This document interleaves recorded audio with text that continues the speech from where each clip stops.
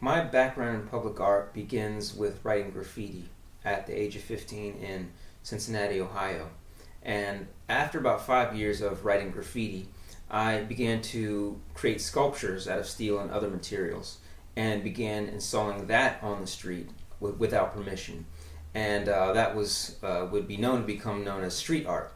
And after about 5 years of making what we call street art, I began asking permission and seeking budgets for the public sculptures that I do outdoors. So that's called public art, and that's where I am now in the stage of public art, because I realized that when you ask permission and ask for a budget, your ideas can expand with that permission and with that budget.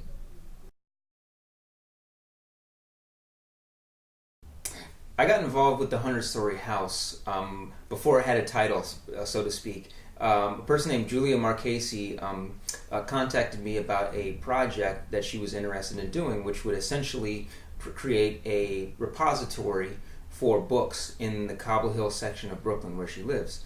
And I immediately thought that this was a great idea, and I would, of course, love to be involved with the design aspect of it, of this particular receptacle. So it's the idea itself is Julie Marchese's, and the design aspect of it is my contribution to the project. The inspiration behind the design of the 100-story house is inspired by Brooklyn. It doesn't get more Brooklyn than a brownstone, and the reason why that is because this borough is known for that particular type of architecture, the very uniform and streamlined features of the brownstone. Of course, other cities are known for their brownstones, of course, Boston and even Philadelphia, but Brooklyn really kind of takes the cake in it being a staple and being indicative of this borough. And I wanted to design something that people could immediately recognize. So there was no space in between seeing what it is and understanding what it is. And I think that once you understand what it is, for in this case a brownstone, you feel more comfortable in approaching it and interacting with it.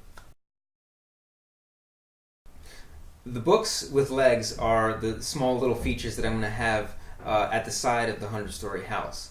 And the reason why I did that is because I'm using it as a device, if you will, to associate yourself more with the book. Anytime you use human appendages or lifelike appendages such as legs or arms, you begin to personify that object that before had no life whatsoever. And once you personify that object, once you make it look more like a person, then it is more easy to engage that particular object. So the book with legs is just a device to make it more attractive and relatable. And it actually furthers the illusion that these books have a life of their own, which is why they are next to a house. This is where they live. This is where they kick up their legs and sip coffee and read the paper.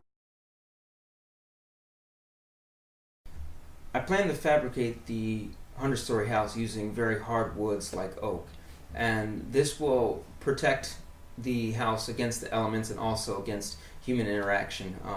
Us humans, we're not as graceful as we like to think we are, and sometimes things get bumped too hard and so on and so forth. And I plan to use kind of a spring system so that when you open the window, you can take out the book, and when you release it, the door closes, the window closes, and it's shut. So I plan to use waterproofing sealing inside the windows to protect and deflect any kind of moisture and any kind of liquid that wants to go onto the book. And I plan to use very durable enamel as paint that will also seal the wood.